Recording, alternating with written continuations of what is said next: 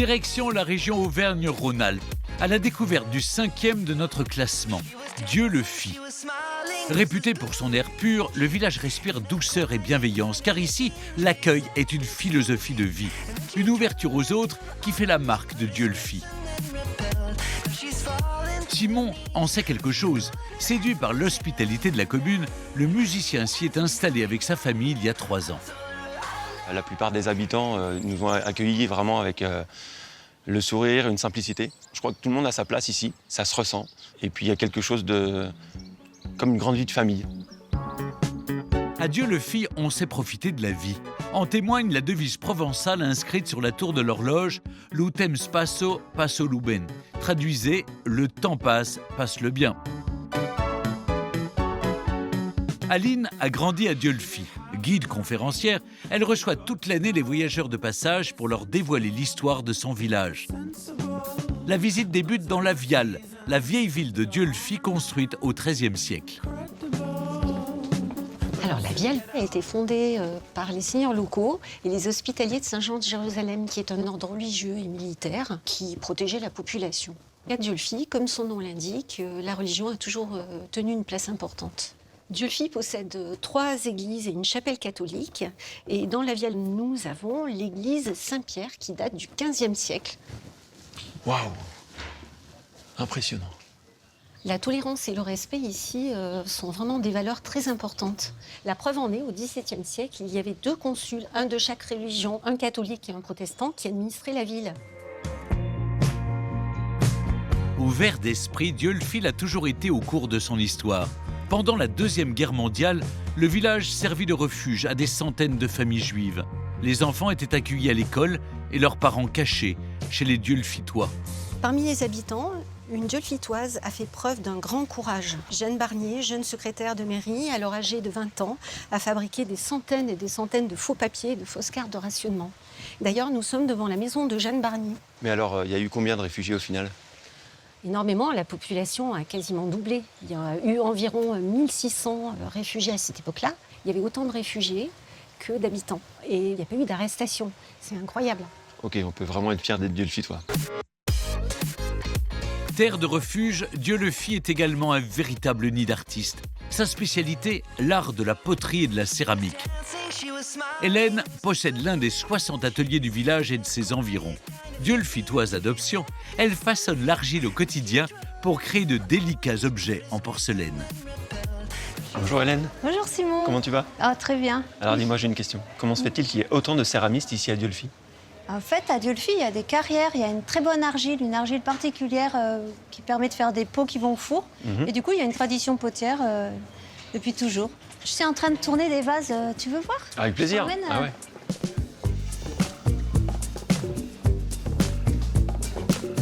Voilà mon atelier. Waouh. Ouais, je suis bien là. Il y a de la lumière. Tu veux que je te montre? Bah je veux bien, ouais. Avec Allez, plaisir. je vais te faire. Je suis curieux.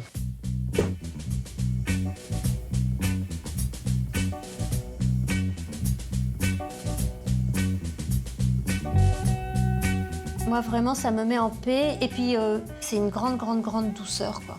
Ah bah moi, c'est vraiment mon truc. Je suis née pour ça. J'ai choisi d'être potière, j'avais 5 ans et demi. Et dis-moi, qu'est-ce que ça représente pour toi d'être céramiste ici à Dieu le fit? Ah bah, c'est une identité, hein, carrément.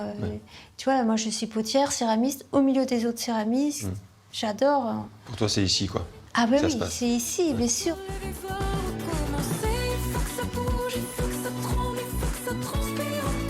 Un autre trésor fait le bonheur du village. Son nom, le picodon. Fromage de chèvre au lait cru, affiné ici selon une méthode unique, la méthode Dieu le fit.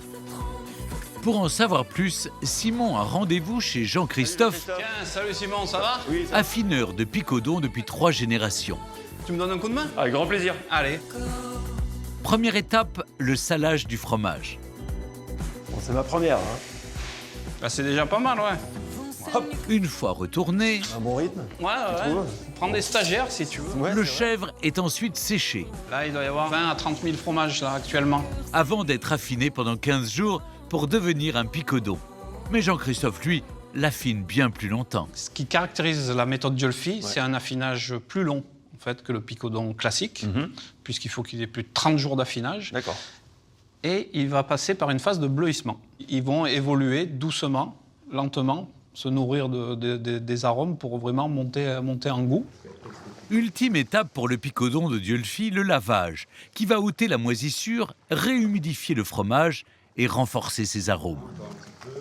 C'est valorisant pour moi de faire ces gestes parce que je pense à mon grand-père qui les faisait. Et puis bon, mon père me les a montrés déjà tout jeune. Donc c'est toujours avec plaisir qu'on manipule ces produits et qu'on essaye de maintenir la qualité que la famille nous a transmise, quoi.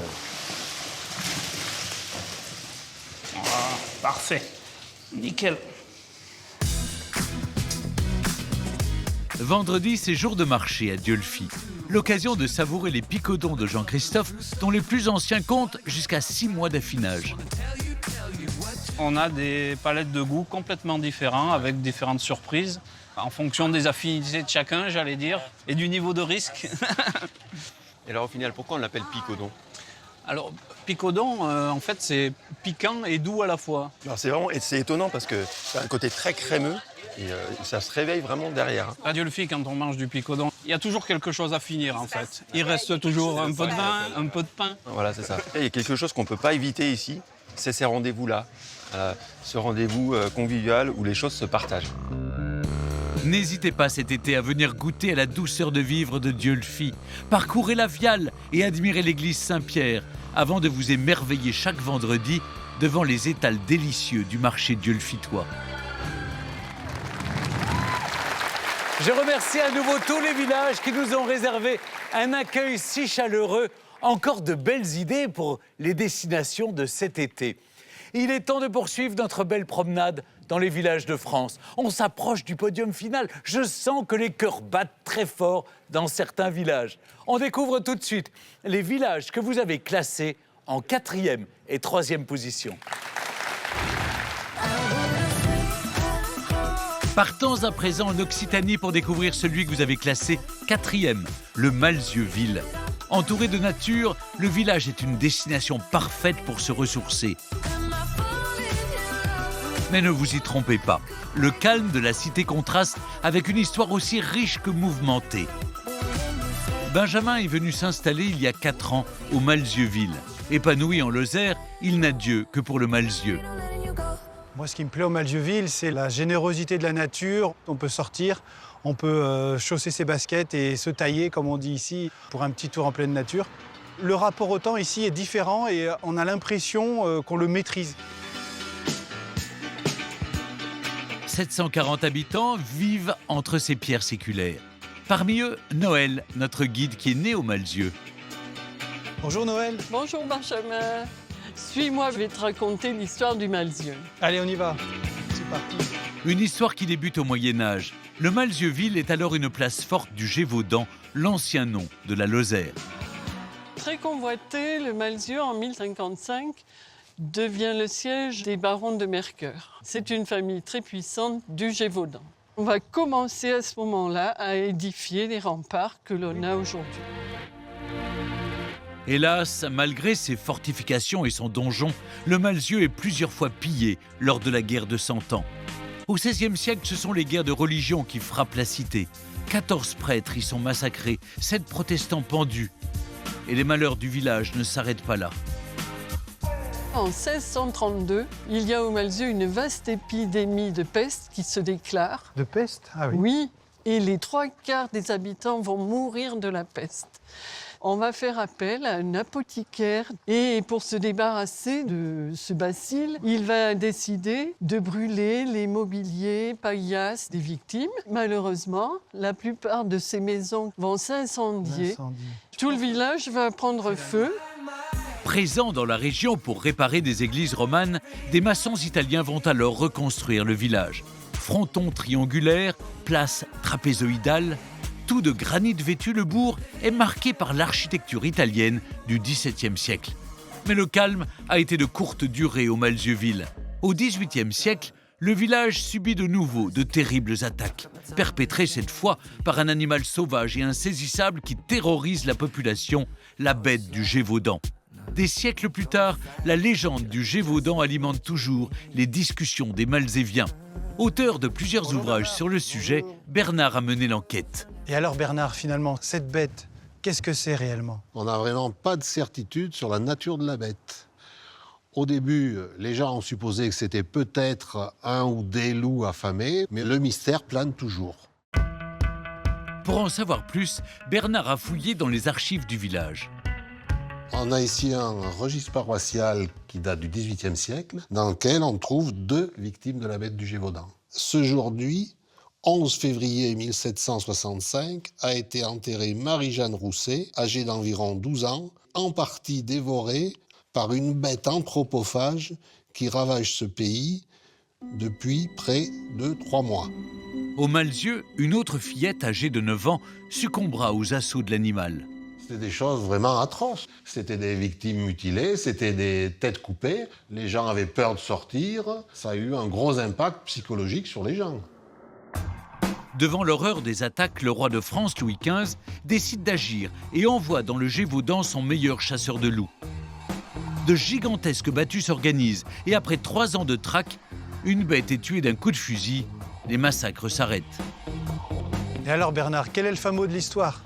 On a un rapport d'autopsie qui nous dit « Cet animal nous a paru être un loup, mais un loup extraordinaire et différent par sa figure et ses proportions des loups qu'on voit dans le pays. » Donc, un loup, mais un loup bizarre. Ce qui fait penser que c'était peut-être un hybride de loup et de chien. Quelle que soit la nature de l'animal, une chose est sûre, le Malzieu-Ville a été marqué à jamais. Mais qu'on se rassure, les drames de la cité font désormais partie du passé. Aujourd'hui, le temps est à la fête. Chaque année, lors du pont de l'Ascension, le village devient le théâtre d'une grande fête médiévale. Damoiselles, chevaliers et troubadours, durant 2 jours, le Malzieu-Ville vit au rythme du Moyen-Âge. À quelques semaines de l'événement, Martine et d'autres bénévoles se retroussent les manches pour confectionner les costumes d'antan. Et du coup, Benjamin, j'ai une tenue là, si vous voulez l'essayer. Les bras et la tête. Ah, Voilà. Et elle lui va bien. regardez-moi ça. Vous voulez que j'enlève le jean? Je suis pas sûr. Oh non! Je suis pas sûr, les filles. Les attractions ne manquent pas au Malzieu-Ville. À seulement 1 kilomètre du village, Benjamin et son ami Jean-Sébastien ont rendez-vous dans les profondeurs des gorges de la Truyère.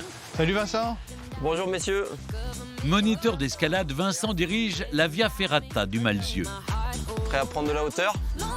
Un parcours sécurisé à flanc de falaise, ouvert aux apprentis grimpeurs avides de sensations. Ouais, c'est top. Vous vous débrouillez super bien. L'occasion de contempler la beauté vertigineuse du massif de la Margeride. Allez, après l'effort, le réconfort. Au bout de la Via Ferrata, la vue est imprenable sur le Malzieu-Ville. L'heure est à la dégustation de coupétade, un dessert typique de Haute-Lozère qui fait le bonheur des Malzéviens. Ah, c'est toujours aussi bon. Excellente.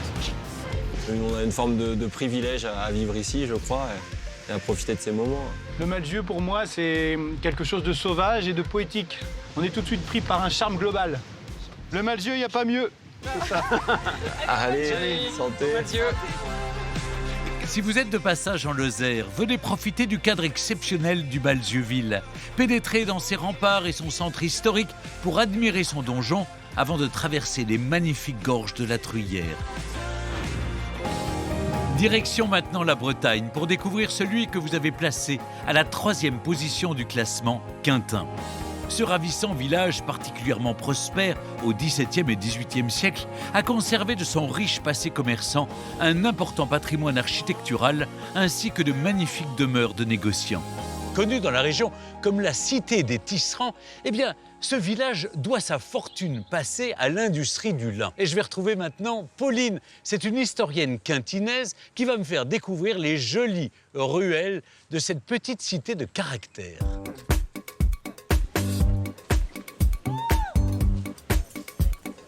Bonjour madame, bonjour monsieur.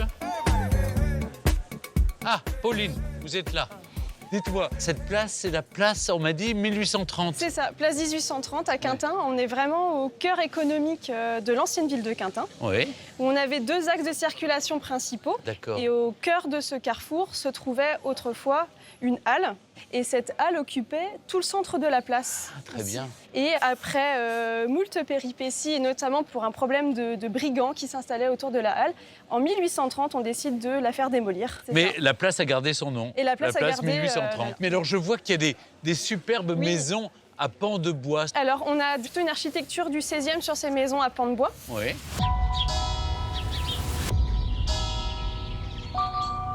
Monsieur est vrai, non? Monsieur est vrai.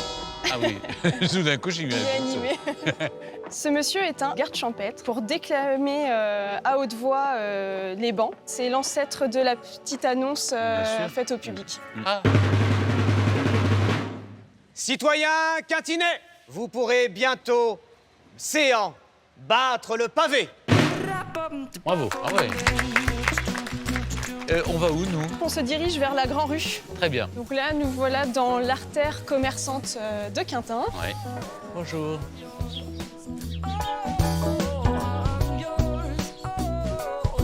Sur cette place, il n'y a que des belles maisons, là. Alors là, en fait, on est sur la place du Martret et s'y sont installés plusieurs négociants en toile pour y construire leur belle maison au XVIIIe siècle. C'est magnifique, cet hôtel de ville, dites donc. Oui, c'est un bâtiment assez impressionnant et on va y retrouver le langage architectural qui nous rappelle les Malouinières. Mais oui, mais Saint-Malo est pourtant très loin d'ici. C'est encore une fois le commerce des toiles qui fait que les marchands quintinais s'inspirent des modes architecturales de Saint-Malo. En effet, les négociants quintinais se rendaient régulièrement à Saint-Malo pour y vendre leurs toiles. Des toiles qui voyageaient ensuite par bateau jusqu'en Amérique du Sud. Par le passé, jusqu'à 700 tisserands ont travaillé à Quintin. Aujourd'hui, on ne produit plus de lin dans le village, mais la fabrique atelier permet aux visiteurs de découvrir la passionnante histoire des toiles Quintin. Bonjour. Bonjour Julien. Bonjour. Donc ici, on est dans le monde des toiles, le monde des tisserands, qui sont d'abord des agriculteurs qui travaillaient le lin. Donc en fait, ils avaient deux métiers. Deux métiers, agriculteurs dans les champs et hors saison, tisserands. On disait à Quintin, qui n'a pas de lin n'a pas de pain. On avait des grandes familles très nombreuses, très pauvres, et c'est grâce au travail du tissage qu'ils récupéraient un petit peu d'argent. Qu'est-ce qu'elles avaient de particulier, alors, les toiles de Quintin? On va avoir des toiles très blanches, très fines, très résistantes, qui vont permettre une thermorégulation. Donc quand il fait très chaud, grâce au lin, on garde à l'intérieur le frais. Julien, qu'est-ce qu'on fait ici dans cet atelier? On essaye de faire travailler les visiteurs, le but étant de faire découvrir à tous les publics le travail qui se cache derrière. La première étape de la fabrication du lin, appelée l'égrenage, consiste à enlever les graines de lin de la tige. Vous êtes né pour être tisserand. Vient ensuite le taillage qui sert à broyer le lin pour en récupérer la fibre. Et enfin l'affinage pour rendre le fil le plus fin possible. Petit à petit, on va essayer d'avoir quelque chose qui ressemble à du cheveu. C'est votre salle de gym en fait. C'est la salle de gym à Quintin. Le fil passe ensuite dans un rouet pour devenir une bobine qui sera installée dans le métier à tisser. Celui-ci date de la moitié du 19e siècle, c'est le dernier du village. Donc le métier à tisser, c'est tout simple. On a des fils qui viennent dans ce sens-là, les fils de chêne, et on va lancer un autre fil à travers ces fils-là, qu'on appelle le fil de trame. En fait, on va croiser le lin. Exactement, on croise le lin à l'horizontale, à la verticale. Alors on y va. Je vous laisse appuyer sur la pédale de droite, allez-y, appuyez bien fort. Hop, pédale de gauche. Parfait. Incroyable. C'est musical. Et c'est bon, c'est pas demain que j'aurai la chemise. Hein. Ça va prendre un petit peu de temps, mais je vous la prépare. Merci Julien. Merci Stéphane. C'est passionnant. Merci Pauline. Je vous abandonne là. Moi, je vais continuer mon tour de Quintin. À bientôt. Je suis attendu maintenant au château de Quintin. Depuis 8 siècles, ce domaine se transmet au sein de la famille de Solange. Et aujourd'hui, 4 générations vivent toujours sous ce même toit. Bonjour Solange. Bonjour Stéphane. Bonjour, merci de m'accueillir. Il y a plusieurs châteaux au fond à Quintin. Exactement, il y a plusieurs châteaux. Donc celui qu'on habite, qui est face à nous, et on ouvre tout le rez-de-chaussée aux visiteurs. C'est un château essentiellement du XVIIIe siècle. On a un deuxième château qui surplombe l'étang de Quintin, qui est un château inachevé, puisque Louis XIV, en 1666, ordonne l'arrêt des travaux, parce que c'était un bastion protestant, donc il voyait ça d'un très mauvais œil. Et puis à l'arrière du parc, vous avez des remparts médiévaux. Très bien. Est-ce que vous m'invitez à aller voir le rez-de-chaussée comme les visiteurs? Avec plaisir. Ben, on y va. Le château de Quintin se visite toute l'année. Vous pourrez y découvrir une enfilade d'appartements meublés façon 18e et notamment une salle à manger typiquement Louis XVI avec son faux marbre peint en trompe-l'œil. Ce décor est magique. C'est une autre pièce très impressionnante que souhaite me montrer maintenant Solange. Waouh! On appelle cette pièce le potager, c'est le nom de cette table de cuisson en granit du XVIIIe siècle. Oui. Voilà, qui est très imposante. C'est là où vous avez le potage. Le potage, tous les plats à cuisson lente. Donc vous voyez, il y a des trous en surface et il y a des trous en façade. Donc dans les trous en surface, vous avez par endroits certaines grilles sur lesquelles on plaçait la braise qui était prélevée dans la cheminée qui est derrière. Et puis voilà, on posait les marmites et ça partait pour des heures de cuisson. Et finalement, les trous qui sont en façade, c'était simplement pour retirer la cendre qui tombait des grilles. Et je vois, il y a une fenêtre là-haut, elle donne sur quoi? Alors en fait, c'était la chambre du cuisinier qui pouvait surveiller son potager, surveiller son feu dans la cheminée et se reposer par la même occasion. Et c'était le mieux chauffé de tout le château. Il avait bien choisi son emplacement. Et parce qu'il n'y avait pas de chauffage central à l'époque. Voilà. Merci beaucoup Solange pour cette visite.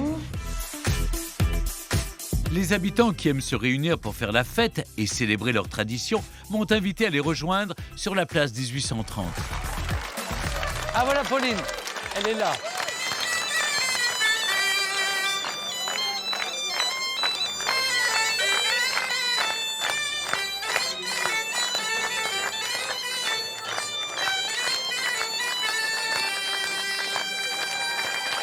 Bravo! Alors, quelle est cette danse? C'est un passe-pied de Plaintel. C'est Danse Bro, notre cercle celtique. D'accord. Qui vient de faire un passe-pied et je pense que Corinne va pouvoir vous Bonjour en parler Corinne, un peu alors plus. racontez-moi, bonjour mesdames, bonjour messieurs. Alors, donc un passe-pied parce qu'on passe le pied, voilà, comme ça. Et vous faites vivre justement les traditions. Tout à fait. On est très très content de porter nos costumes Mais oui, c'est ça. traditionnels. Vous avez la coiffe. Alors on a deux coiffes là. Il y a une coiffe qui s'appelle la coiffe à aile de pigeon parce que elle est rebrassée sur la tête. Ouais. Et puis on a le bonnet. Et la vôtre, vous avez le bonnet. Le bonnet de Quintin, le bonnet emblématique de Quintin qui n'était porté que à Quintin. Ah, que à Quintin. Voilà. Et donc c'est un petit bonnet pour le chignon et vous avez un nœud, comme un nœud papillon là. Merci beaucoup. Merci. Merci à vous, merci. Et ben voilà, c'est ainsi que s'achève ma découverte de Quintin. Merci à tous.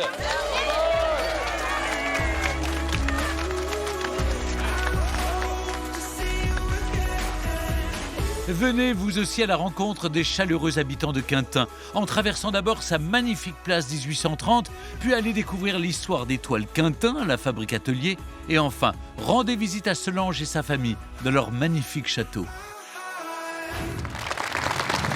Nous sommes toujours à Sancerre, place du Beffroi, avec un public venu nombreux et que je suis heureux de saluer chaleureusement.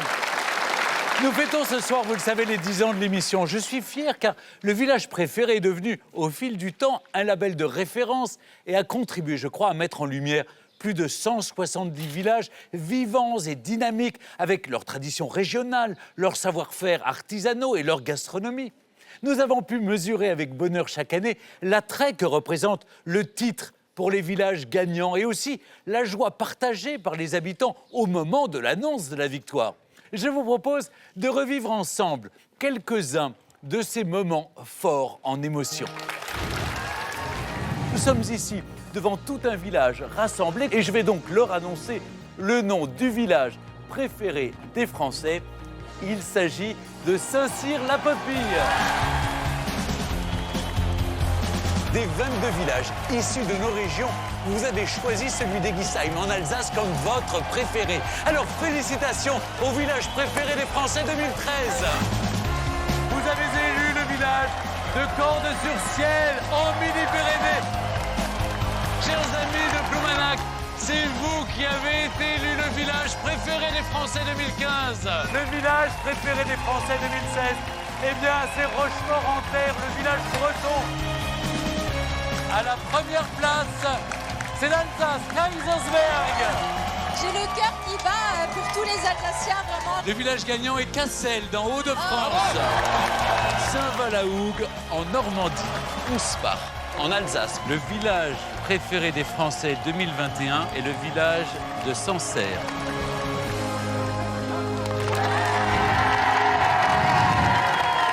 Nous sommes toujours à Sancerre avec derrière nous la plaque du village préféré qui a été apposée sur le Beffroi. Restez bien avec nous car d'ici quelques minutes, nous partirons ensemble à la découverte des 2 derniers villages en compétition.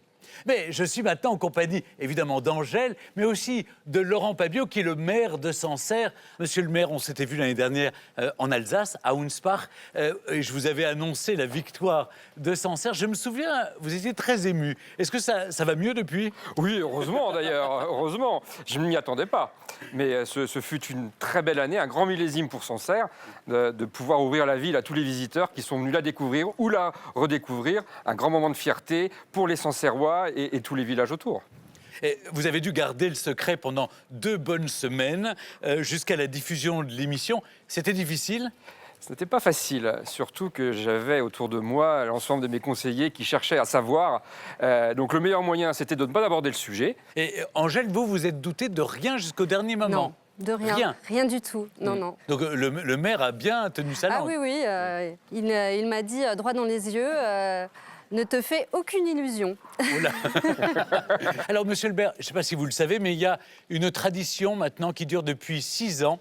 La Poste édite une très belle série de timbres de collection estampillés village préféré des Français. Eh bien, après Hunspach, l'année dernière, je suis au nom de la Poste très heureux de vous remettre cette escarboucle à l'effigie de votre village. Ce très beau timbre est émis à 900 000 exemplaires. Il sera en vente à partir du 4 juillet dans tous les bureaux de poste. Regardez, ce timbre va voyager dans le monde entier et faire la promotion de Sancerre. Merci beaucoup, c'est un grand honneur et une grande fierté de le recevoir. Merci à tous les deux. Ils ne sont plus que 2 à prétendre au titre de village préféré des Français 2022. Je vous propose sans plus tarder de partir à leur découverte sans connaître leur classement. On se retrouve juste après, en présence des maires de ces 2 villages, pour le dénouement de cette soirée. Cap sur le Grand Est, au pied du massif des Vosges, pour découvrir Bergheim. Une adorable cité médiévale cernée de vignes, entourée de remparts et ponctuée de sublimes maisons aux couleurs vives. Avec ses petites ruelles serpentines, ses géraniums au balcon et ses fontaines en grès rose, ce village déborde d'une élégance et d'un charme indéniables. Emmanuelle est la boulangère du village. 4 bradons tout chauds. Installée à Bergheim depuis 11 ans, elle s'y balade toujours avec le plaisir des premiers jours. Bergheim signifie village de montagne. Berg pour montagne et Heim pour village. J'aime beaucoup son architecture, ses maisons à colombages, ses jardins. C'est une cité agréable, accueillante, chaleureuse. C'est en compagnie de Bérangère, une enfant du village, passionnée par son histoire, qu'elle longe les remparts de sa cité pour en savoir plus sur ses origines. Les remparts ont été construits au XIVe siècle. Ils étaient hauts de 7 mètres à peu près et les fossés larges de 20 à 25 mètres. Sur ces remparts, on a 7 tours. Et on arrive tranquillement sur la tour des sorcières, dont l'architecture est très médiévale. Elle a été nommée comme ça en souvenir d'un moment clé de l'histoire de Bergheim, puisque au XVIe siècle, on a plus d'une 40aine de femmes qui ont été condamnées et brûlées pour sorcellerie. Ce moment a finalement façonné une partie de l'histoire du village. Au Moyen-Âge, les remparts qui serpentent sur près de 2 km autour du village étaient percés de 4 portes, dont ne subsiste aujourd'hui que la porte haute.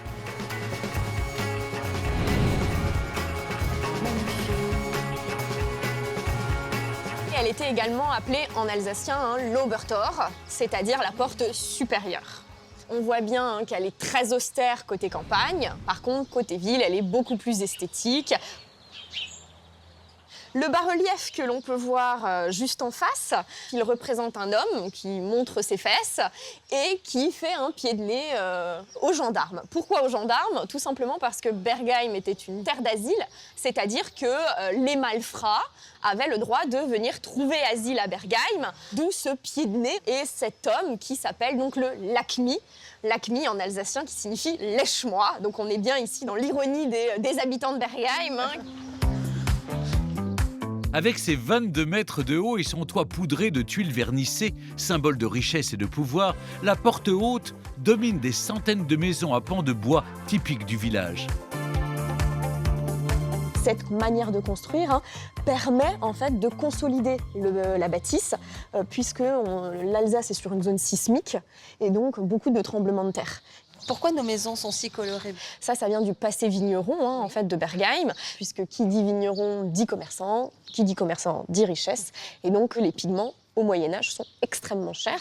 Donc plus on a une maison colorée, pigmentée, plus en fait on va montrer sa richesse. Et c'est dans l'une de ces maisons qu'est installée la dernière distillerie artisanale du village. Bonjour Marivonne. Bonjour. Elle est belle ta distillerie. Ah oui, tu sais, ça vient de mon papa. Hein. Ici, Marivonne perpétue un savoir-faire en voie de disparition, celui des bouilleurs de cru. Un bouilleur de cru, c'est une personne qui distille et qui transforme ses propres fruits en alcool. La distillation se fait surtout l'hiver, quand il fait froid, on est au chaud. Donc on chauffe au bois. Oui. Tu as la cuve qui est en bain-marie pour éviter les brûlures du fruit. Tu as le chapeau, tu as le col de cygne et la cuve de refroidissement. On obtient les premiers alcools et ceux-là, on les redistille. Il faut à peu près 10 kg de fruits pour obtenir 1 litre d'alcool pur. Prunes, mirabelles, cerises. Skelza. Marivonne produit plus d'une dizaine de variétés d'eau de vie chaque année. Elle est délicieuse, ta framboise. Écoute, il ne faut pas en abuser. Hein. Oui. C'est de l'alcool. Hein. Bergheim est aussi riche d'une production viticole remarquable qui remonte à l'Antiquité. Le village conserve d'ailleurs de sublimes maisons vigneronnes avec des cours intérieures parsemées de plantes odorantes. Très attaché au fleurissement des maisons et des espaces publics, Bergheim est labellisé Village 4 fleurs depuis 1999. De quoi rendre fiers les habitants. Et Sven, Bonjour Sven. Bonjour. responsable des espaces verts de la cité. On a un peu plus de 15 000 plantes annuelles qui sont plantées chaque année dans le village, donc dont 2000 géraniums. Moi, je trouve ça assez exceptionnel de voir le développement d'une plante. C'est une vraie satisfaction. Hein. L'Alsace et les fleurs, c'est une grande et belle histoire d'amour. Ouais, c'est aussi ce qui fait la réputation de l'Alsace. Hein. On a ici plusieurs variétés de géranium, le géranium lilas ainsi que le géranium impérial rouge, les alyssomes, les pétunias, surfinias. Donc ça, c'est surtout des plantes qui retombent, qui vont prendre de l'ampleur et puis qui vont quasiment toucher le sol. Hein. Et puis des plantes qui montent un petit peu plus haut pour habiller l'intérieur du bac. L'impérial rouge est ma préférée. Elle est très jolie, oui. Particulièrement chaleureux, les Bergheimois aiment se retrouver autour de quelques saucisses et du légendaire Kouglof lors de nombreuses fêtes folkloriques organisées par le village. Quelle est cette danse? Alors, cette danse, c'est l'inauguration en Alsace lorsqu'il y a naturellement les vendanges. Un petit polka piqué, 1 et 2 et 3 et 4. Viens avec moi, 1, 3, 4. 5, 6, 7 et 8. 1 et 2 et 3 et 4. 5, 6, 7 et 8. Là, Claude, je crois que je vais vous laisser danser. Hein. Moi, je vais regarder. Merci. De la danse des tonnelets à la valse alsacienne, les traditions et la convivialité sont mises à l'honneur tout l'été dans le village. Lors de votre visite de Bergheim, profitez vous aussi de ces bals estivaux sur la place de la mairie. Plongez dans le passé de la cité en longeant les remparts jusqu'à la porte haute et laissez-vous charmer par les couleurs éclatantes de ces maisons à colombages. Direction les Hauts-de-France dans l'attrayant village d'Esdins. Surnommé le poumon vert du Pas-de-Calais, cette commune d'à peine 1 km², traversée par la Canche, a connu une histoire tumultueuse depuis sa création par l'empereur Charles Quint. Malgré sa petite taille, Esdins est un bourg bien vivant dans lequel ses 2200 habitants jouissent d'une vie culturelle foisonnante avec la présence de nombreux ateliers d'artistes, mais aussi d'un patrimoine riche et de traditions bien vivantes auxquelles ils sont profondément attachés. Philippe est correspondant de presse locale. Édinois depuis sa plus tendre enfance, c'est dans l'un de ses endroits favoris qu'il nous emmène aujourd'hui. Il s'agit du Tour de Chaussée, un agréable chemin de promenade créé au XVIIe siècle et qui borde le village. Moi, ce que j'aime à Esdins, c'est ça. On est au milieu des tilleuls, des marronniers, près de la rivière, à l'entrée de la forêt domaniale qui est exceptionnelle par sa taille puisqu'elle fait 10 à 12 fois la taille de la commune. Et en même temps, on est à 2 minutes du centre. Et c'est pour moi toujours ressourçant d'être ici. Pour visiter Hesdin, le point de départ idéal, c'est la place d'Armes. Et c'est justement ici, devant l'hôtel de ville, que Philippe retrouve Christophe. Bonjour Christophe. Bonjour Philippe, tu vas bien ? Grand spécialiste de l'histoire médiévale de la région. Je crois savoir qu'Hesdin n'a pas toujours été situé ici. Et non, en gros, c'est une ville médiévale qui a été la 3e ville la plus puissante d'Artois, donc à partir du XIVe siècle, et qui était un peu vieillissante, c'est-à-dire que ses remparts n'étaient plus adaptés à la guerre moderne. Charles Quint en a marre, en 1553, il va faire raser cette ville, et il va en faire reconstruire une, donc le Hesdin où nous sommes, à 6 km. 10 ans après la naissance du nouvel Hesdin, Charles Quint fait édifier ce beffroi monumental au-dessus de l'hôtel de ville. Le beffroi que tu vois ici avait pour mission à l'origine de guetter, bien entendu, les ennemis au loin. C'était aussi un symbole de la puissance communale. C'est vraiment un élément phare de l'identité du nord de la France et de la Belgique. Et cette bretèche ? C'est un avant-corps en fait de l'hôtel de ville, comme tu peux le voir ici, qui a été construit en 1629 dans le style Renaissance. Tu m'y emmènes ? Avec plaisir, on y va ? Une bretèche servait autrefois à annoncer les nouvelles lois et décisions administratives aux habitants de la commune. On y haranguait la foule, on pouvait aussi donner des nouvelles de la famille royale, etc. etc. C'était un peu le journal des petites annonces de l'époque. C'est un peu le journal des petites annonces, et il y a aussi un côté pratique, parce qu'il faut t'imaginer que sur ce plafond était jadis fixée une cloche, et on venait ici sonner l'ouverture du marché au grain. En allant à Hesdin, vous aurez peut-être aussi la chance de vous essayer au tir à l'arbalète. À la fin du Moyen-Âge, on le pratiquait déjà dans le nord de la France. Les joueurs devaient alors viser des cibles en forme d'oiseau. De nos jours, les cibles ont changé, mais c'est toujours avec passion que les membres de l'association d'arbalétriers lédinoises font vivre cette tradition. Ils s'apprêtent aujourd'hui à accueillir une nouvelle recrue. Alors j'ai entendu dire que les Dinoises étaient la plus ancienne association du Pas-de-Calais. Tout à vrai fait. cette histoire ? C'est une association qui a été créée en 1857 et nous tirons exclusivement avec des armes très très anciennes. Fin 1800, début 1900. Et j'en suis devenu président il y a 3 ans et demi et je peux te dire que je suis très fier et même très heureux de perpétrer cette tradition dans le sérieux et dans la bonne humeur. Et tu me montres comment ça marche ? Tout à fait. Alors vas-y, prends l'arme en main. Voici la bête. Voici la bête, oui. Alors, tu prends le petit trou ici devant, tu prends le point noir dans le double viseur et tu essaies d'aligner avec le centre de la cible là-bas. Alors, faire attention, parce que ça reste des armes létales. Gare ! Oui. Allez. Félicitations, Philippe, un très beau 2. C'est la chance de débutant, peut-être, mais bravo en tout cas. Merci. Fiers de leur patrimoine local, les Hédinois le sont aussi de leurs illustres habitants. À l'instar de l'abbé Prévost, l'un des plus célèbres écrivains du XVIIIe siècle qui vit le jour ici en 1697. Et c'est justement dans sa maison natale, en plein cœur du village, que Pauline habite depuis quelques semaines. Bonjour Philippe. Passionnée de littérature et conteuse, elle a à cœur de faire découvrir au plus grand nombre l'histoire de cet écrivain controversé. C'était un homme à femme, un homme d'église et un homme de lettres. D'accord. Et chaque chose, il l'a fait à fond. L'œuvre la plus célèbre, celle qu'on retient de l'abbé Prévost, c'est Manon Lescaut.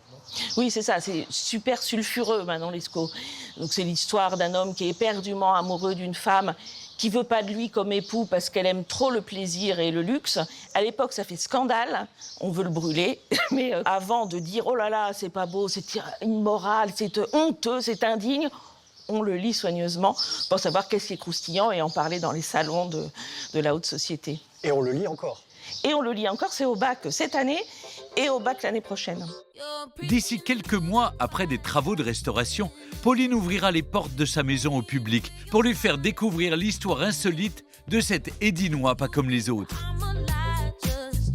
Si l'abbé Prévost a contribué à faire rayonner Hesdin bien au-delà de ses frontières, ses habitants ont d'autres projets pour inscrire leur commune dans l'histoire. Certains d'entre eux sont d'ailleurs réunis aujourd'hui pour assister à un véritable événement, le baptême d'un rosier au nom de leur village. Je suis très fier aujourd'hui, avec vous en tout cas, de baptiser ce rosier Hesdin-la-Forêt. Voilà. Le père de ce projet, c'est Jean Lin, Créateur de roses depuis 20 ans, il travaille main dans la main depuis presque 3 ans avec le maire d'Hesdin pour voir éclore aujourd'hui cette fleur d'exception. C'est donc une fleur d'églantine, 5 pétales, un rose très soutenu, des pétales très légers qui font penser un petit peu à des papillons qui s'envolent à chaque matin quand un rameau fleurit. Ce superbe rosier fera prochainement voyager Hesdin à travers la France de jardins en jardins. En attendant, ce baptême est l'occasion rêvée pour les quelques habitants présents de célébrer leur village comme il se doit. Si vous aussi vous souhaitez partir à la découverte d'Hesdin, ne manquez pas de vous promener à l'ombre des arbres multicentenaires du Tour de Chaussée, allez admirer la place d'Armes et son impressionnant beffroi, ou encore profiter des superbes façades en briques rouges de la maison natale de l'abbé Prévost. Deux superbes villages sont en finale cette année. Dans un instant, vous saurez qui de Hesdin dans les Hauts-de-France ou de Bergheim dans le Grand Est sera le prochain village préféré des Français. Mais avant de vous présenter les maires finalistes, j'aimerais vous dévoiler en exclusivité les 14 monuments en lice pour le titre de monument préféré des Français 2022. Cette année encore, vous avez pu voter pour choisir le monument qui représentera votre région. Et vous avez été extrêmement nombreux à le faire. Merci à tous pour votre participation. Voici donc les 14 sélectionnés. Dès demain, vous pourrez voter sur le site de France Télévisions et je vous donne rendez-vous à la rentrée lors des Journées européennes du patrimoine pour connaître le nom du monument qui succédera à la place Stanislas de Nancy. Vous le voyez, je me trouve maintenant dans la maison des Sancerre. Alors, à l'abri des regards et des oreilles, car le grand moment est enfin arrivé. Voilà, je suis à côté, je suis heureux de vous les présenter, les deux maires finalistes, pour leur annoncer le nom du village préféré des Français 2022. Bonsoir à vous deux. Elisabeth Schneider, vous êtes maire, n'est-ce pas, de Bergheim, dans le Grand Est, et vous, Mathieu de Monchaux, vous êtes le maire d'Hesdin, dans les Hauts-de-France. Merci d'être avec nous ce soir. Est-ce que vous vous attendiez à faire partie des finalistes ? Non, pas vraiment, mais c'est une grande fierté pour moi et pour toute ma commune. Oui. Vous aussi, vous attendiez à ce que Hesdin soit au top Alors, je sais que les Hauts-de-France se sont battus, mais être parmi les deux finalistes, voilà, n'y croyez pas trop. Vous vous sentez comment à quelques secondes, devrais-je dire, de la révélation ? Fébrile. Mon cœur est là. Non, c'est vraiment, c'est très stressant, mais c'est un stress très positif. Bon, vous aussi ? Je suis très heureux, très fier, vraiment. Ouais. Bon, je suis aussi avec Laurent Pabiot, qui est le maire de Sancerre. C'est une tradition, monsieur le maire, il faut passer le relais. Alors, quel conseil vous aimeriez donner au village qui va succéder à Sancerre en 2022 ? Oh, tout simplement, profitez de ce moment exceptionnel, savourez-le avec plaisir. Et je crois que c'est l'essentiel à retenir de cette grande aventure. Alors, bon, je ne vais pas vous faire attendre trop longtemps. Je sens que le suspense dure, mais un peu quand même. Car à l'occasion du 10e anniversaire de l'émission, nous avons un cadeau très spécial pour nos deux finalistes. Une entreprise familiale implantée en Provence qui illumine les villes et les villages depuis près de 50 ans est très heureuse de vous offrir les illuminations de Noël de vos deux villages. Eh bien, c'est un beau cadeau. Oui, voilà une bonne nouvelle. J'ai dans cette enveloppe préparée par notre huissier le nom du village gagnant. C'est toujours un moment fébrile, même pour moi. Et voilà.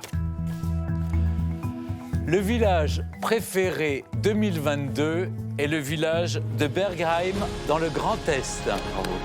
Bravo. Merci beaucoup. Je suis très émue. Vraiment, c'est exceptionnel pour nous. C'est une grande fierté, un grand plaisir de recevoir ce prix. La plaque, la voici. Merci beaucoup. Vous allez l'emporter pour la mettre dans le train. Pour l'installer. Vous savez où vous allez la mettre à Bergheim ? J'ai une petite idée, oui. Une petite idée. Oui. Bon.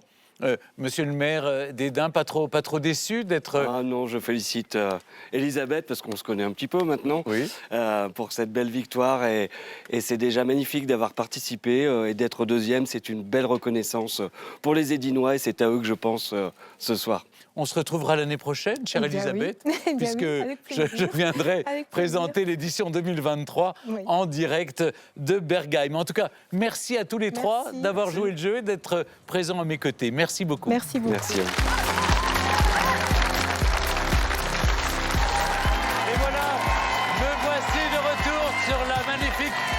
du Beffroi de Sancerre. Vous le voyez, c'est la fête pour cette édition, le 10e anniversaire.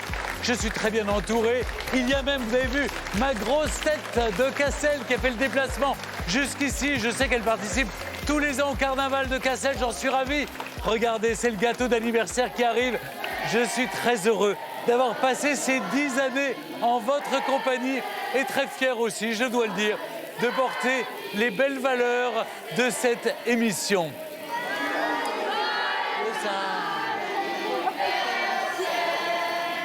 Merci à tous. Le village préféré des Français, c'est terminé. Je tenais à féliciter les très beaux villages en compétition cette année, mais aussi leurs habitants. Merci également à la mairie de Sancerre, à tous les Sancerrois pour leur gentillesse. Si vous pensez que votre village a toutes les chances de devenir un futur village préféré, n'hésitez pas à vous inscrire pour la prochaine édition en envoyant votre candidature à l'adresse qui s'affiche en bas de votre écran, candidature@villagepréféré.fr. Au revoir, merci à tous, à l'année prochaine.